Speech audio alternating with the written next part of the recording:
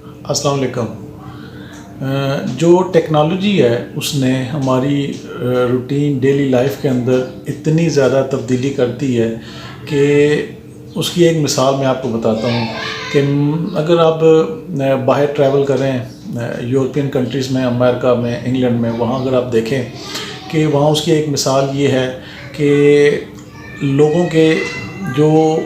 Banking system ہے وہ اتنا وہاں مضبوط ہو گیا ہے کہ پہلے اگر کچھ آپ نے جو بھی کام کرنا ہوتا تھا اس کے لیے آپ کو کیش ٹرانزیکشن کی ضرورت ہوتی تھی۔ مثال کے طور پہ آپ نے کوئی چیز خریدنی ہے یا آپ نے کہیں گاڑی میں پیٹرول ڈلوانا ہے یا دوسرے جو روزمرہ کے معاملات کرنے تھے اس کے لیے آپ نے وہاں کیش پے کرنا ہوتا ہے اور اس کے جو متبادل کے طور پر آپ کو وہ سروسز یا پروڈکٹ ملتی تھی۔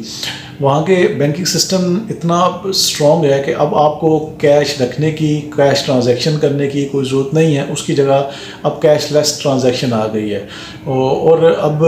ہر جگہ ایون میرا چونکہ ایکسپیرینس ہے یو کے کا، تو میں نے جو چیز آبزرو کی تھی اور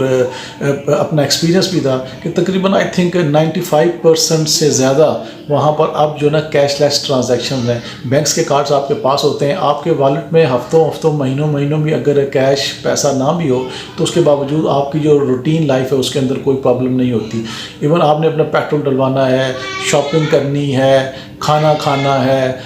یا ایون باربر شاپ میں آپ نے اپنے بال وغیرہ کٹنگ کروانی ہے، جتنے بھی معاملات ہیں، جتنے بھی ایون آپ نے کاؤنسل ٹیکس پے کرنا ہے، اپنی گاڑی کی انشورنس پے کرنی ہے، اور بھی جتنے معاملات ہیں وہ سارے کے سارے اب کیش کی جگہ پہ وہ کارڈ کے اوپر آ چکے ہیں۔ وجہ کیا ہے کہ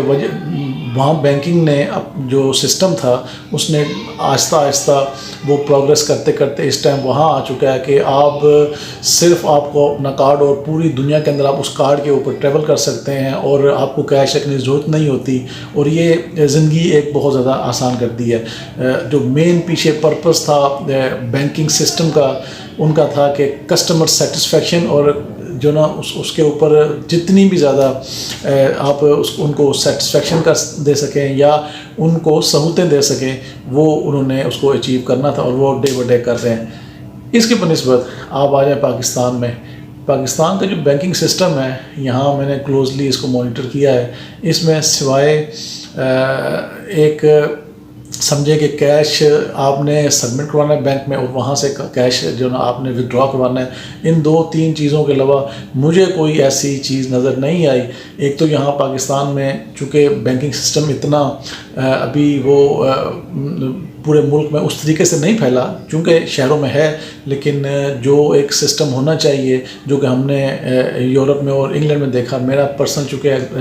اپنا ایکسپیرینس ہے انگلینڈ میں، کہ وہاں پر آپ اگر گاؤں دیہاتوں میں بھی چلے جائیں تو آپ کو ان کا بینکنگ نیٹ ورک اسی طرح ہی ملے گا جس طرح کے شہروں میں، وہاں اتنا کوئی ڈفرینس نہیں ہے۔ لیکن اگر آپ پاکستان میں آئیں تو پاکستان میں چند بڑے شہروں میں تو یہ ایک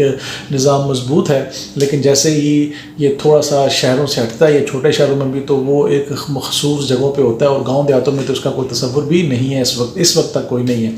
اور دوسرا، ہم نے بینک کو صرف اسی پرپز کے لیے رکھا ہوا ہے کہ ہم نے کیش جمع کروانا ہے اور وہاں سے کیش ودرا کروانا ہے، یہ 2 چیزیں ہیں، یا آپ نے چیک کسی کو دے دینا ہے، اس کے علاوہ باقی فیسلٹیز کوئی نہیں ہے۔